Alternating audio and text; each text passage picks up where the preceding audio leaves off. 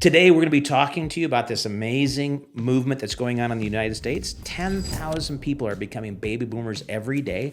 And by 2030, we're going to need 594,000 senior housing units. And we have a shortage of about 190,000 of those units coming online. Today, we're going to walk you through that entire process of whether you're a baby boomer looking to sell your home, or maybe you're a family member with an adult parent that's in that same situation. We're going to cover that and stick around for a walkthrough of a home that we helped a client with. Angie and I are just going to have a conversation about this phenomenon that 10,000 people a day are becoming baby boomers. Isn't that crazy? Crazy, huh? That's nuts. It's a big number. And so how does that kind of affect locally in the Tucson market? What does that look like? Yeah, we've seen an increase for sure of clients that are either baby boomers or helping their parents sell the houses. So right now, 41% of homeowners in Tucson are baby boomers, which that happens to be the highest number across all U.S. metros. Isn't that crazy? It's a big number 41%, right? Yeah. So when you think about like any demographic, and I know one of the statistics I read the other day is that the number of millennials that have home ownership has actually dropped to 29%.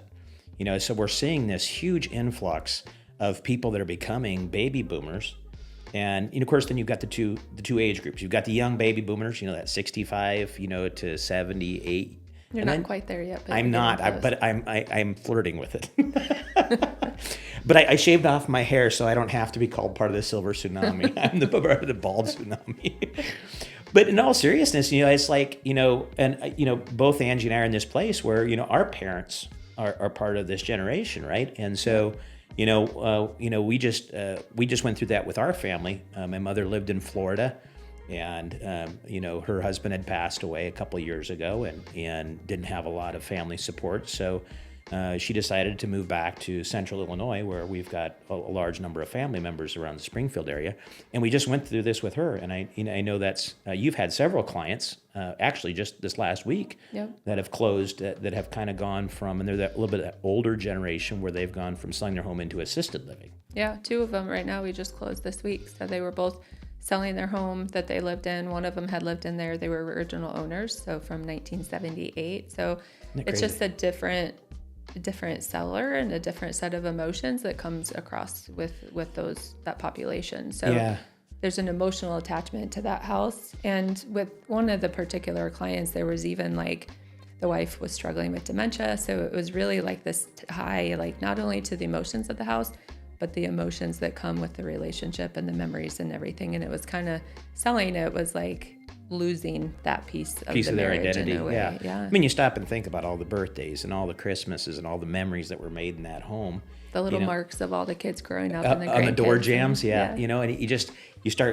you can feel that emotion when they're talking about, they know this next move isn't selling a house, it's a life transition, right? The idea of independence, losing attachment to all those memories, whether that's, from people growing up or possibly even, death in the family. And so that's one of the challenges, and I think one of the things that we see as a team is, being that kind of that concierge and understanding that it's not a sale of a home for these folks. It's a life event, for the folks that we're helping. It's a big transition. Oh my gosh, right? Yeah. And so what were some of the things that you saw, outside of, the emotional attachment and, obviously, the financial concerns about if I sell my house, am I going to have enough revenue and income, to cover my assisted living costs?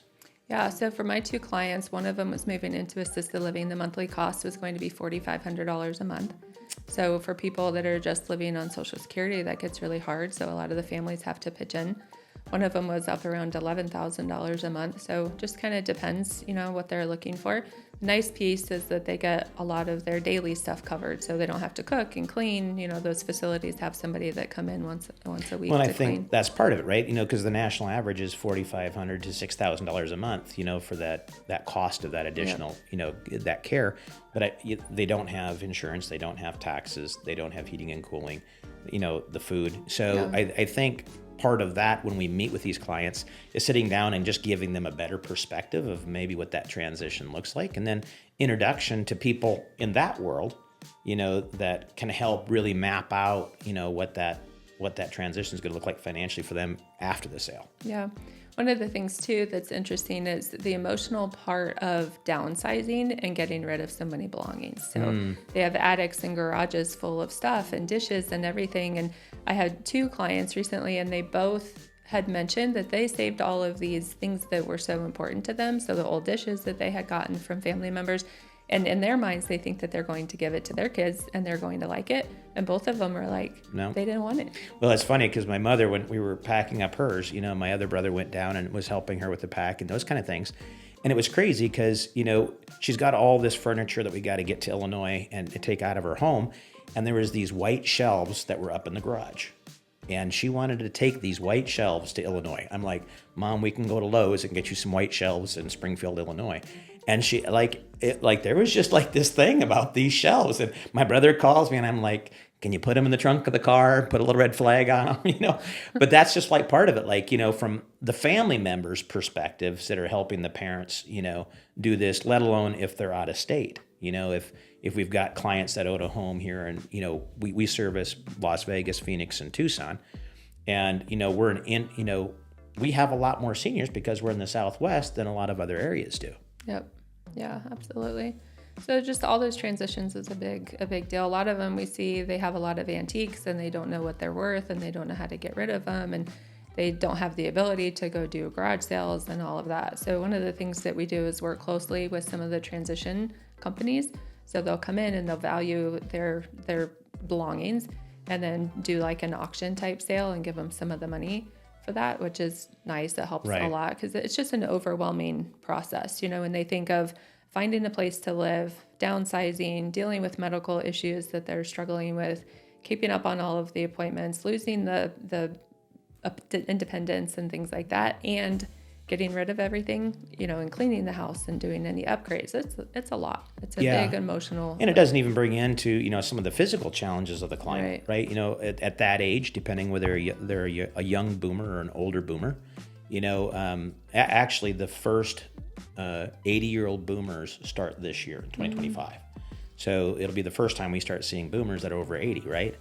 And, I watched my mother go through that too.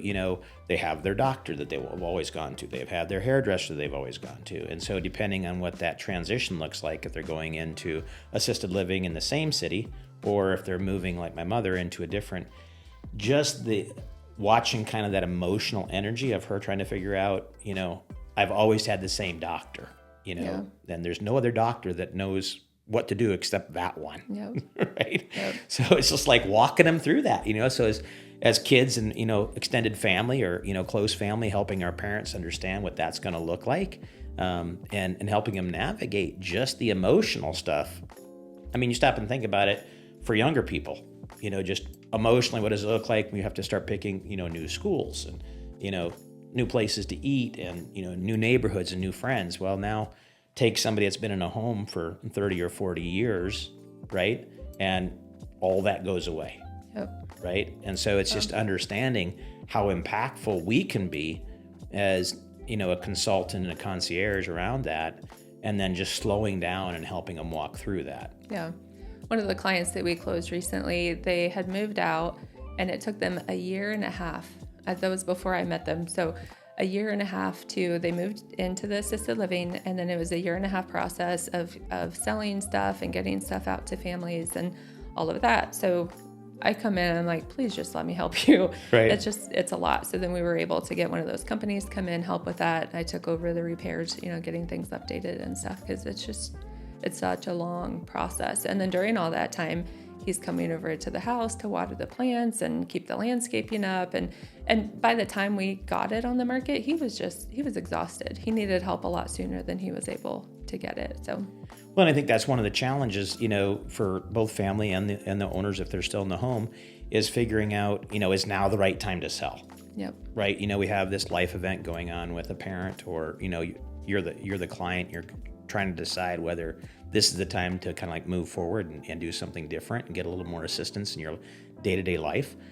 And you feel like you're being forced to sell sometimes, is it a good time? So really getting great advice around, is it the right time to sell? And then the second part of that is, we've got, because a lot of these seniors have been in their homes a lot of years and they have some different physical challenges as we get older. My knees hurt all the time. So, I'm starting to work on that where it hurts to walk down the stairs, Yeah. right? But, the challenge is they're a little bit limited in what they can do for upkeep of their home. Right. Yeah. So then we go in to sell it.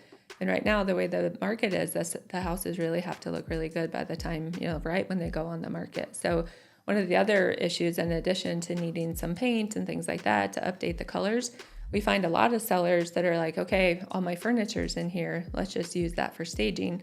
But then when we look at it from an agent perspective, we're like, no, you really don't want that, 30-year-old furniture for staging. So it's really being able to help them get rid of that stuff, get them to understand that, our job is not to just list the house, it's to sell it. So we need to get a stager in sometimes and get new furniture put in the house, even if we just rent it for a couple months, and just make it look really good for them so we can get them the most amount of money. And a lot of them, they need that money in order to, Exactly. kind of calculate how many months they can afford to stay into these assisted living facilities. So I think from an agent perspective, it's extra important to make sure that we're doing things that can get them the most amount of money for their home rather than just sell it quickly and be done. They need that money. Yeah, and we're going to play a clip here in just a minute. Angie and I had actually gone out to one of her clients that she just closed on, and was in that exact scenario, right, where they were need to go into assisted living. The wife had some physical challenges and some mental challenges with her memory, and going through and getting great advice on what they needed to do that home. And so we're going to take you through a walkthrough of that house here in just a minute. But I think one of the things you touched on is, I think especially for kids, you get the family dynamics can really play into these conversations. There's one child that doesn't want mom to sell and feels like, she's being forced to do something. And then there's another sibling that's like, this is a great choice, we need to move forward. And so you get some of those family dynamics that come into play with that. Yeah, for sure. Yeah, that particular house, when I originally met with them, because it was outdated, the price I had given them was $525 to $575. We were kind of in that range, which just wasn't enough for what they needed to get out of it. So after we did all of those remodels, we sold it for $650. Isn't that incredible? Yeah, and I think you got the highest price per square foot. And it's in the Catalina Foothills, so it's in a luxury upscale area of town as far as that goes. But is that on an acre lot? Yeah, acre lot, beautiful home. So I think one of the things for our audience and maybe some of the family to understand is the market for the last 15 years has been a seller's market. And 2 years ago that we started to make that shift, interest rates went up. Days on market, if you took a listing in 2022, we were selling them in 3 to 10 days, getting multiple counter offers, and that's not the market that we're at now. Yeah, no, it's not. Yeah, it takes a lot longer, so it's really important to help them get it ready before we put it on the market and get as much out of it as possible. And I think the other piece with that is really being able to explain the trends in real estate to these sellers because they just don't know. It's been so many years since they sold a house or bought a house. So they just don't know. So whether it's trends with the days on the market, it's trends with maybe buyers needing closing costs that they're going to be asking for. So it's really setting those expectations and communicating that in a way to both the family and to the sellers if there's kids involved, and making sure that they really understand what's going on. A lot of it is a trust thing. And a lot of these sellers have family members that are out of state. So a question we get a lot is, can you help me sell my parents' home without me being in town? Right. So it's building that relationship and really being transparent and keeping the kids involved in the communication and attached to the emails and everything, so everybody knows what's going on and it's very clear and transparent that nobody's being taken advantage of, and really building that trust. It's such a strong relationship.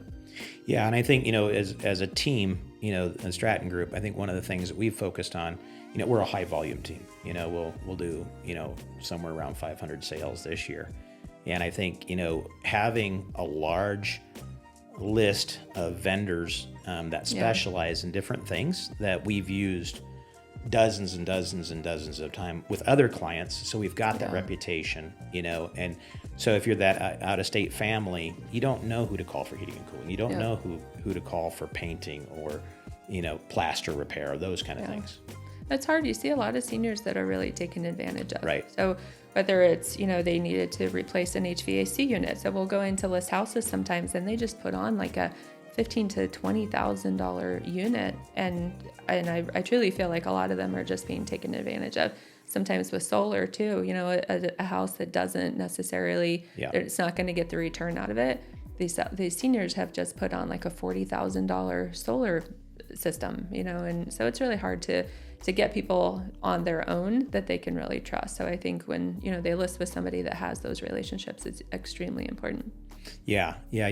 It'll be fun to watch through this video here and see, I think a lot of times, either the consumer that's the client that's living in the home or the family that's taking care of it for the parents, they see it as an expense. We don't want to spend any money, on the house, but in, the one that we're going to walk through here, I mean, the return on the investment, the difference of what you would have gotten on the price of the home, selling it as is, very dated, a lot of things that needed to be addressed in the home, and doesn't make the home show up in its best condition. Yeah, for sure. In a market where we're moving into a buyer's market and buyers have more choice. Yeah. Right? And so kind of helping them flip that mindset and go, okay, if we just invest X amount of dollars and here's where we get the biggest bang for our buck. Number one, to help you get the highest price. Number two, we don't want that house sitting on the market for 4 months, right? It's kind of like the stale bread at the store, once everybody's seen it, your chances of somebody coming back 3 or 4 months later and paying what we're looking for initially, right? That's just a misconception. Yeah, for sure. Okay, let's go ahead and roll that tape where Angie worked with a client and helped them net $75,000 more on the sale of that home. Let's go ahead and roll that. Okay, so here we are. We're up in the foothills, a beautiful area of the foothills. And this is a classic example of what we've been talking about. Yes, absolutely. So the couple that own this home, they are moving into assisted living, so they needed some help. They needed some help getting it sold, and pretty classic for the majority of people that we work with that are seniors looking to sell like this. The house was just really outdated. So we can walk you through, show you a couple of things that we did to help them update the house and get the most amount of money that they could out of it. Let's go for a walk and you can kind of highlight what we did to help them sell the house. Come on in. Perfect.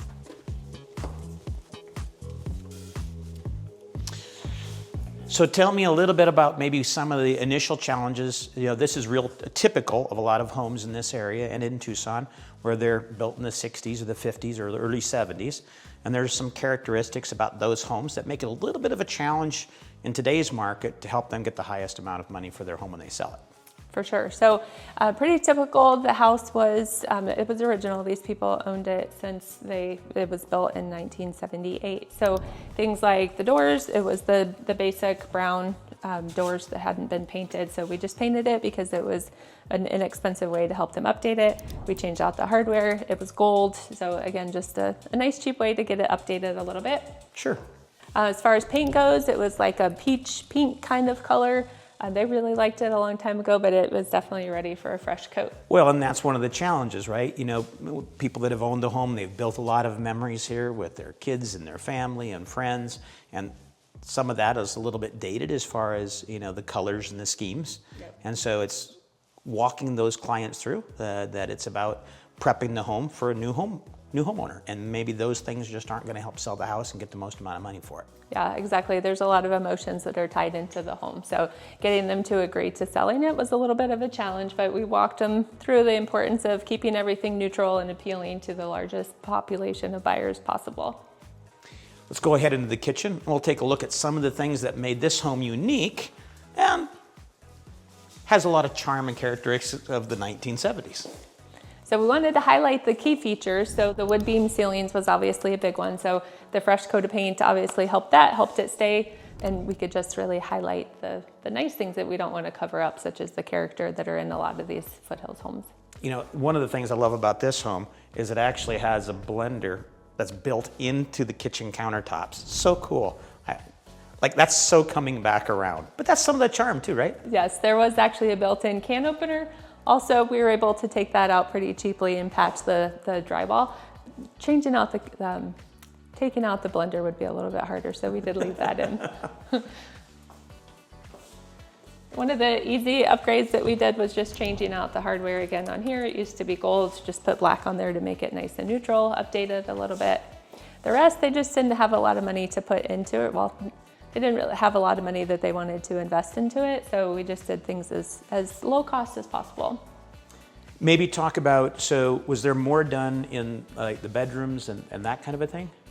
So kitchens and bathrooms are really what maximizes the pool of buyers, because that's what they like the most. So we did spend a decent amount just of time and energy getting the kitchens and the bathrooms a little bit. However, those are also, they tend to be the more expensive repairs, and that's not something that a lot of seniors are willing to do. So we really had to do it in a way that kept the cost down. Well, and I think one of the things,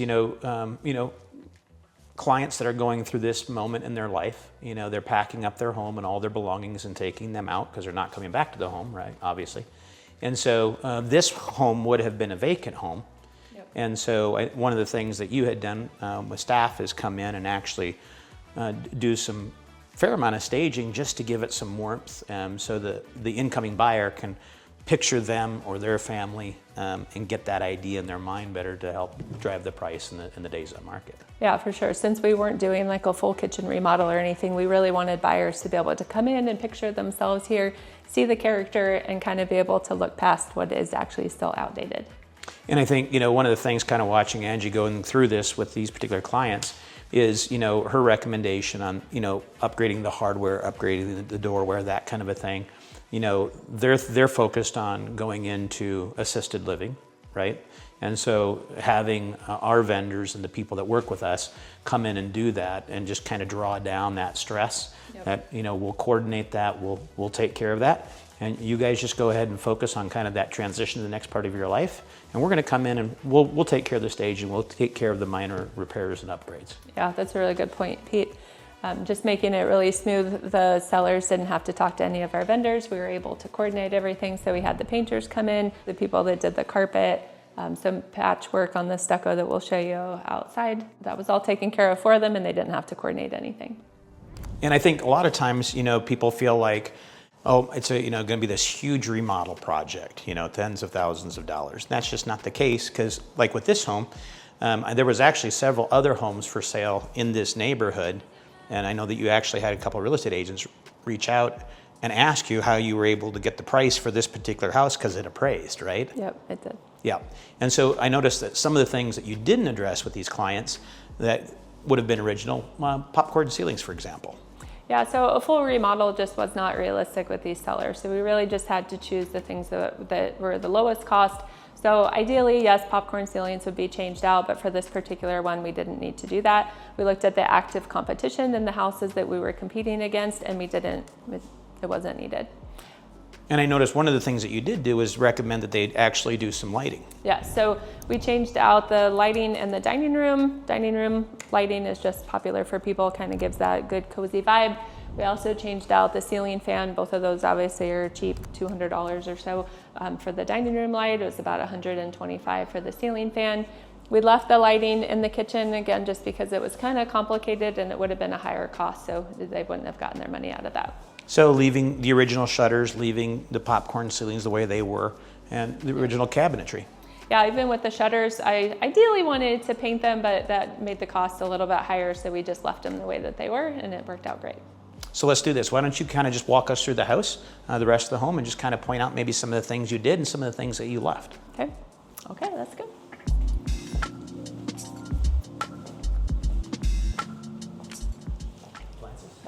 There was an intercom here, so it was in a couple of these rooms and outside. That's definitely something that people don't want these days, so we did have those taken out and patched over. A lot of people ask about light switches, if it's worth replacing those to get them a little bit more updated.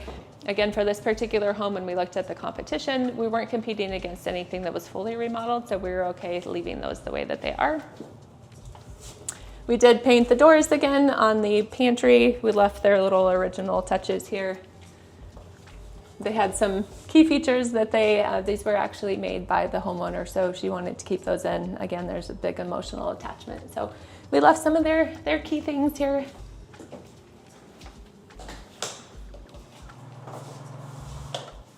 In the bathroom, it's very original, so we weren't able to redo the cabinets or the showers or anything. So we, again, just changed the hardware, put new handles on the doors and the drawers, and then just added with some staging. So added some towels, some baskets, just to keep it a little bit warmer. In the bedroom, it was very basic. So we painted the doors, of course, and then the door handles, we replaced those so they were more updated, and then the ceiling fan, that was it.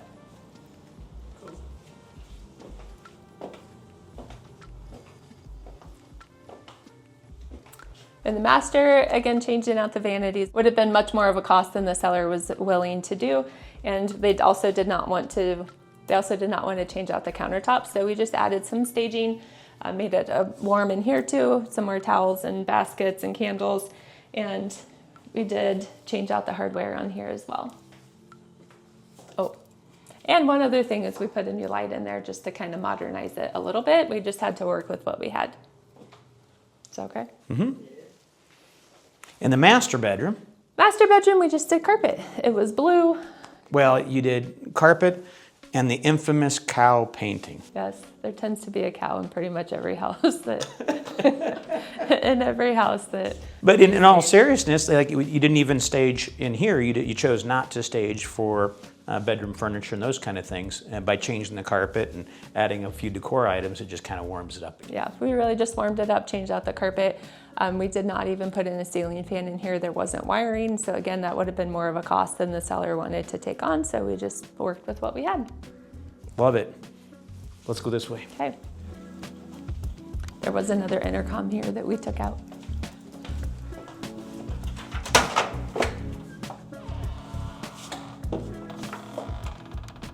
Okay, so as we go through the garage, one of the things about older homes is a lot of times they have add-ons, or over the years they've done some improvements on the home, and so you kind of end up with some unique things about some of these older homes, and this is one of those. Yeah, so we've worked with what we had. Come on in.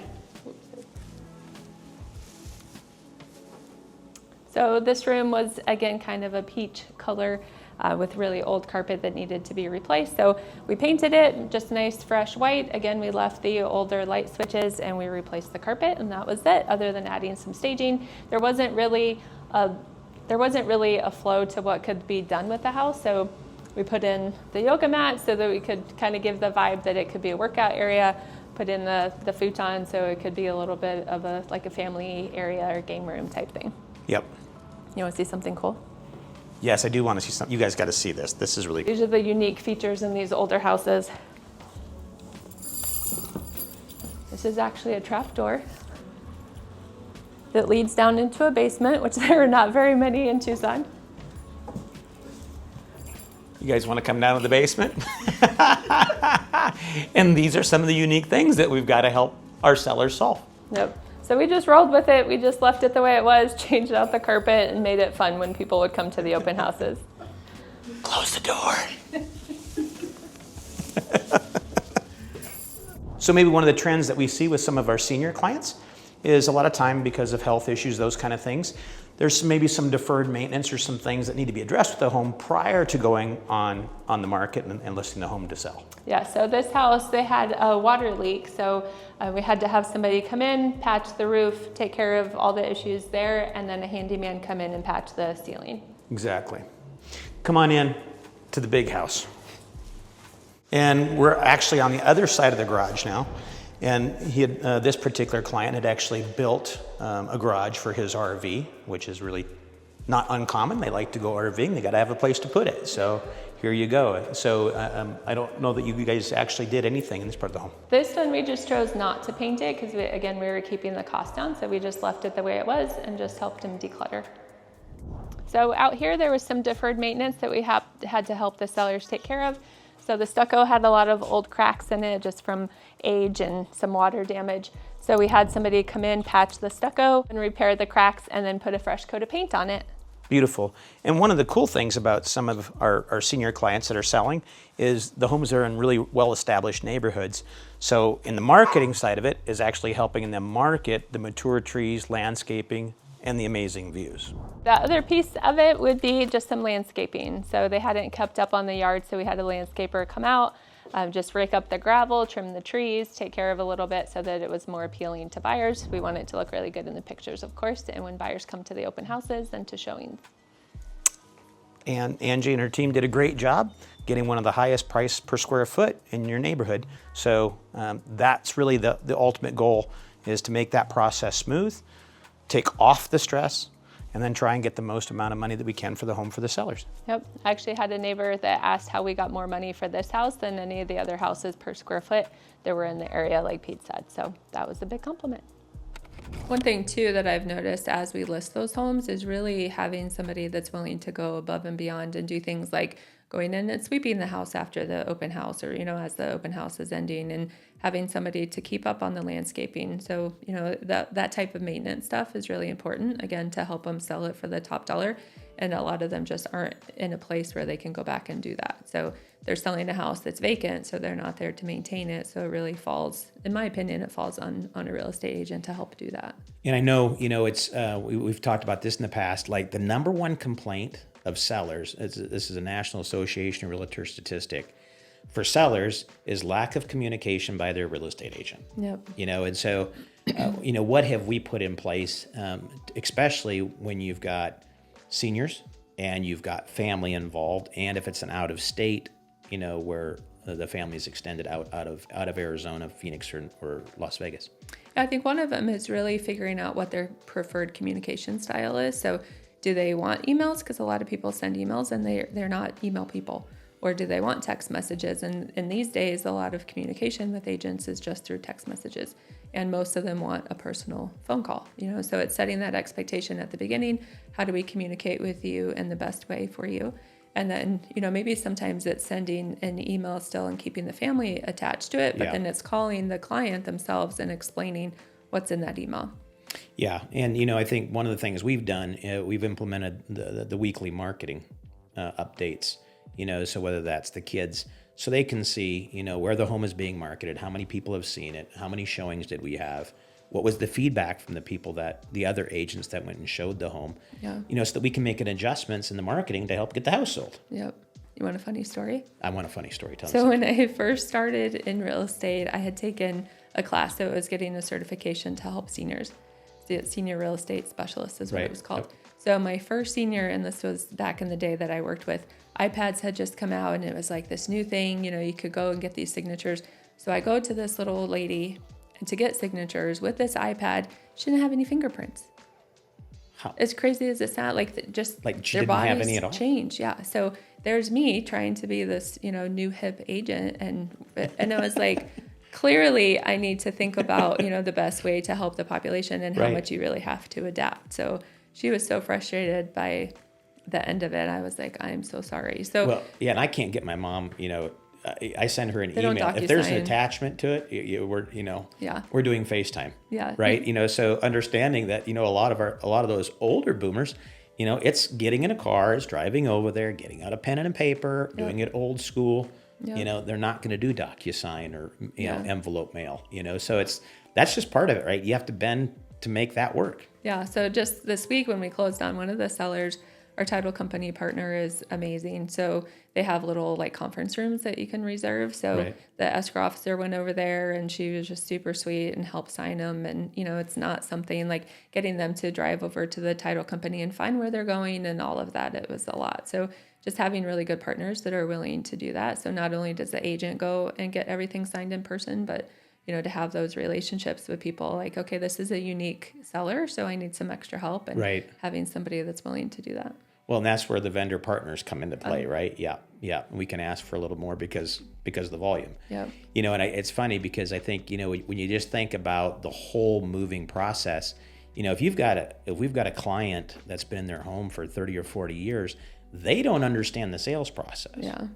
Understand that you need to take your driver's license with them when they go close escrow, that we need to make sure we get the utility shut off before the new buyers come in. Yep. So it's those kind of things, walking them through it. It seems very everyday maybe. Yep. But you take the emotion of moving out of your home, lost memories, a new beginning, downsizing 3,000 square feet into an 1,100 square foot apartment, and figuring out what you're going to take and what you're going to leave behind. And God knows we're taking the white shelves. Yeah, right.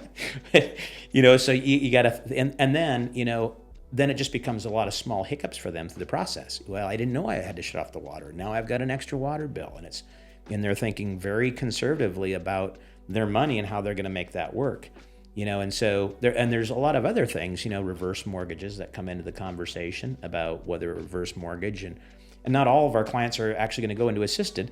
They may just be downsizing. Yeah. It might be one of our consumers where they had a 4,000, 3,000 square foot home and they had kids and dogs and grandbabies, and now life looks a little different and they want to move into a patio home or a town home or, a 55 and over community, right? Mm-hmm. Mm-hmm. Yeah, for sure. I think also just being okay knowing in advance that those appointments are going to take a little longer. So you're going to meet with a seller that's of an older age group. You never schedule an appointment right after that because sometimes they're 2, 3, 4 hours. I had several recently that were 3 or 4 hours, and the wife wanted to take me around and show me all the memories, and then she's struggling with dementia, so that after we'd get to the starting point of the tour, she'd want to take me around again. So it's just being okay with that and really adapting to their life and to their needs. And yeah. Yep. And I think it's one of those things where I think it's a hard topic, when you're having that conversation with that relative about what the next stage of your life looks like. And I think it can get very heavy, that conversation, really, really quick. Yeah. And I think, part of it is keeping a little bit of humor in there, is letting them see that, it's not an end, that we're not bringing something to a close. We're just doing something different. Yeah. And it's okay. The can opener that's built in the counter can stay there, and the next people are going to love the can opener that's in the counter, and we're going to get you a new one, and we're going to get you one that, just orbits around a can. I don't know. Yep. Yeah. Yeah. So I think it's part of that too. It's helping them emotionally walk through that change as best we can, and let them feel good about that. But that baby boomer cycle is a real thing. When we've got 41% of our homeowners in the Tucson market that are in that category, it's going to be one of those things that's going to become a conversation. I think I read a statistic the other day that by 2030, we're going to need 496,000 assisted living units, and at current estimates, we're going to be short about 190,000 of those. Oh, wow. So I think you're going to see, townhouses, patio homes, 55 and over communities become a commodity that's a much more sought after, maybe, just because of demand. Yeah. Some of the multi-generational houses, we have a lot of people that are reaching out looking for those. So a guest house or, a separate living area with a separate entrance that's attached to the house. So those are pretty popular right now too. Well, and in fact, that's what we did with my mother. We found a really good sized duplex with single car garages, and we put her grandson and his roommate on one side and she's on the other. So they're both completely independent. She doesn't feel like, we're hovering. We're not helicopter hover kids. Would that be? Yep. Yeah, it's because normally it's a helicopter hover right, mother. Just swap that role. Yeah. So as kids, we're not intruding, but if she needs something, she's got somebody literally next door, right? Yeah, but she still has her independence. Yeah.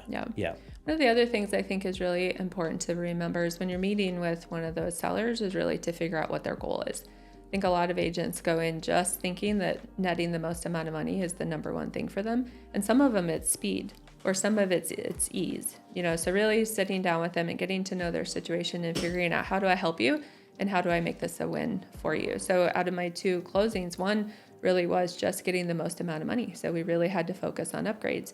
The other one, it was just selling it quickly because they didn't have enough money to cover that mortgage. So every month that it would take, it was just too much. So for them, it was speed. And they had a tenant in the house. So it was also just being easy to work with because there was a tenant. And so we had to follow all the tenant rules and everything. But so the goals of those 2 people were very different. So, just getting to know what it is for them. How do we make this a win for you? What's that look like from the very beginning? So, an agent's not taking them down one path when they're wanting to go a different way. Right. Love that. Well, I think we've had a really good conversation this morning about the silver tsunami, the baby boomer generation, and transitioning from single family or home ownership into maybe transitional or assisted living care.